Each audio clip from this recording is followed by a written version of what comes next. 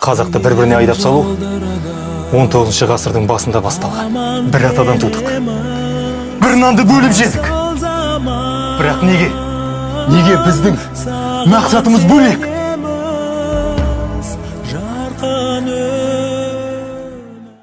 Ассалаумалейкум, құрметті асылдарым, жақсыларым. Астана қаласы өздеріңіз көріп тұрғандай тып-тыныш, қазір бүкіл дау-дамайлардың бәрі басылған сияқты. Ең бастысы, асыл адам қоры, жалпы негізі осы көңілбай, сендер қаяққа қарап отырсыздар деген көпшіліктің сұрақтарына жауап бергім келеді.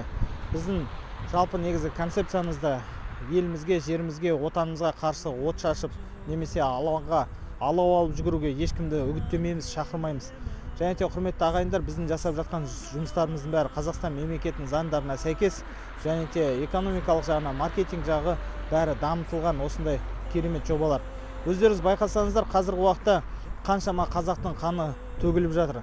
Қарап отырсаңыздар, бұны жай ғана халық жасады дегенге ешкім сене қоймайды. Ең бастысы, халық бұзық, жарайды, тонап кетсе, тонап кеткен шығар. Енді жоқшылықтың күнін көшіп жүрген қаншама адамдар бар.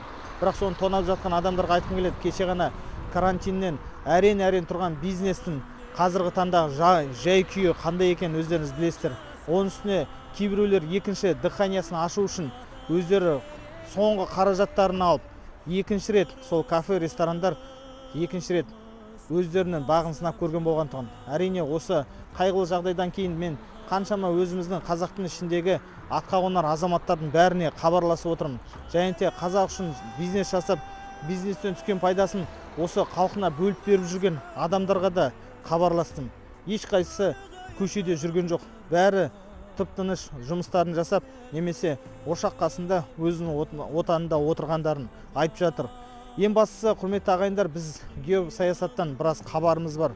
Бұл халықтың арасындағы әңгіме емес.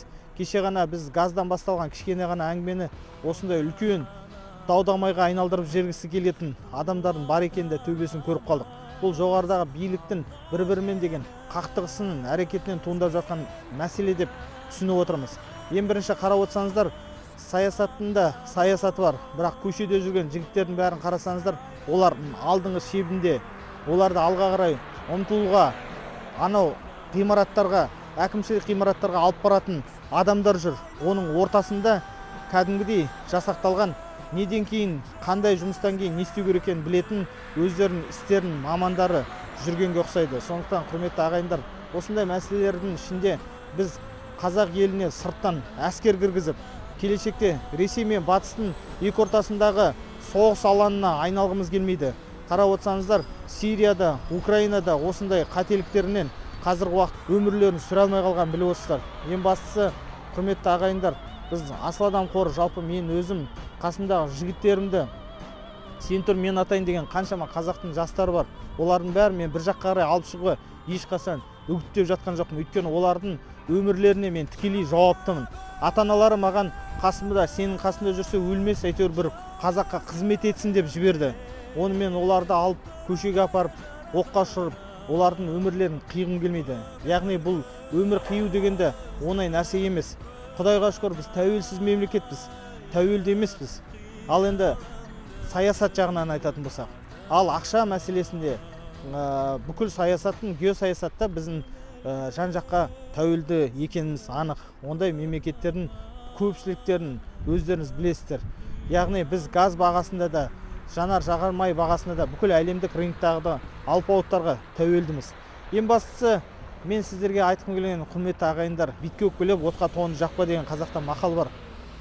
Енді қарап отырсаңыздар, қазіргі таңда қаншама қыршыннан кеткен жігіттер, мысалы үшін тәртіп сақшыларын айтатын болсақ, олардың да үйінде ата-аналары, отбасылары, әйелдері, олардың да төленбей қалған кредиттері, олардың да шешілмей қалған шаруалары көп еді ғой.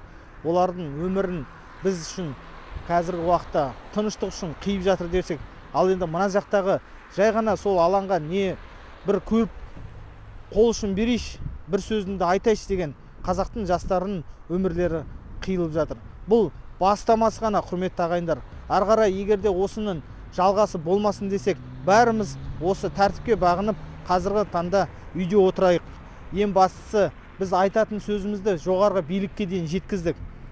Жоғарғы билік те осыған қарсы қаншама жұмыстарын атқарып жатыр. Кеше президент физический лицоларға, яғни қарапайым адамдардың банкрот жариялауына заңға қол қойды. Ол келешекте біздің асыл адам қорының айтып жүрген жұмыстарының бірі еді ғой. Яғни физлицолар, жай қарапайым адамдар өздерін банкрот деп таныса, келешекте кредиттерінен де қысқарту мүмкіндіктері бар.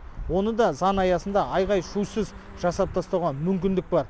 Енді осы қазір жаңадан жасақталған Қазақстан мемлекетінің үкіметіне жұмыс жасауға мүмкіндік берейік.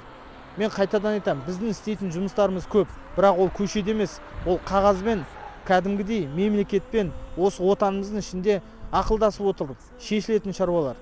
Біз қашанда өзіміздің сөзімізді жоғарғы билікке де, жоғарғы әкім қараларға да айтып, алатын жерімізді алып, істейтін нәрсемізді істеп жүрген жігіттеріміз. Құрметті ағайындар, біздің сөзімізді олар тыңдайды. Өйткені біз қуғарақан басымыз үшін емес, осы ел үшін сұрап жатқан адамдардың біріміз. Сондықтан бізді осындай қиын қыстау кезде отқа итермелеп, алаңға шақыруды қойыңыздар. Біз ондай жерге бармаймыз да. Ең бастысы сіздер үшін біз дұғадамыз. Қарап отырсаңыздар, карантиннің кезінде қаншама қазақтар үйде, мұсылмандар отырып қалдық. Ал енді міне айдың күн аманында қазір мешіттер жабылып жатыр. Осы бізге керек пе ағайын? Керек емес әрине. Ең бастысы біздің осы қазір Дінмұхамед Қонаевта тұрған қазіргі біздің кеңсеміздің жанында қаншама адамдармен кездестік. Кеңсенің ішінде де, сыртында да, осы Астананың түпкір-түпкірінде де біз адамдармен сөйлестік. Олардың бәрі қан төгіс, анау бас шабысуға емес, өзінің сөзін айтуға келгендерін айтып жеткізді. Яғни олардың бәрімен ақылға келіп сөйлескеннен кейін үйлеріне қайтып жатыр. Ең бастысы біздің Астанамыз сондай келіссөздердің арқасында Аллахтың қалауымен міне дүрбеленсіз аман есен қалдық. Бірақ енді құрметті ағайындар, бұның ішінде қаншама ұйымдасқан топтардың жүргенін анық білуге болады. Ең соң бірін әкімшілік ғимараттарды өртеп, және де адамдардың басын кесу деген ол қарапайым халықтың қолынан келмейтініз. Оны қарапайым жігіттер, сол жерге газ үшін барған жігіттер ондай жасамайды. Мысалы үшін батыста айтатын болсақ, өздерін айтатын айтты, үйлеріне қайтты. Ал енді қалған продолжение следует деген адамдардың бәрін өздеріңіз көріп отырсыздар. Қаншама қазір мемлекетке шығын келді. Қаншама бизнесмендер қазір өзінің кәсіптерін қайтадан бастай ала ма, алмай ма, оны бір Аллаға әлім. Ең бастысы біздің жобамызды түсініп жүрген ағайындарға, біз сіздермен біргеміз. Біз Қазақстан мемлекетіне қызмет етеміз. Біз өзіміздің азаматтарымызды үйлі күйлі қыламыз деген ниеттеміз. Ең бастысы осыған қызмет жасаймыз, және де ол үшін көшеге шығып бір соғыс жариялап келгенбіз. Революция мәселесінде айтатын болсақ, ол үнді мемлекетіндегі Ганди деген азаматтың таза жеңісі. Ол қалай етті? Құрметті үндістер, мына жерде жарқырап тұрған шетелдік ағылшыннан, жан-жақтан келген компаниялардан сауда жасамаңдар. Олардың саудагерлеріне жоламаңдар. Өзіміздің қарапайым үндістерден сауда жасаңдар деп үгіт насихат жасаған. Сонымен базарда тоңып, кішкентай ғана коробканың үстінде тұрған базардағы саудагерлерден сауда жасау арқылы үндістер шетелден келген компанияның бәрін банкрот қылып үйлеріне қайтарып жіберді. Ол үшін олар соғыста жариялаған жоқ, революцияда жасаған жоқ. Нағыз таза жеңіс дегеніміз осындай. Сондықтан құрметті ағайындар, біздің жасап жатқан жобаларымызды әлі де болса да зерттеңіздер. Біздің жасап жатқан жобамыз келешекте 50 жылдан кейін, 100 жылдан кейін нағыз қаржылай тәуелсіздікке алып келетін жобалар. Сондықтан үйіміздің документі өзіміздің қолында, сол үйімізді басқаратын банк жүйелерінің бәрі халықтікі болу керек ағайын. Ол үшін көшеге шығып бір нәрсені өрте деген әңгіме жоқ. Ең бастысы дұрыс шешім жасауды ұмытпаңыздар ағайындар.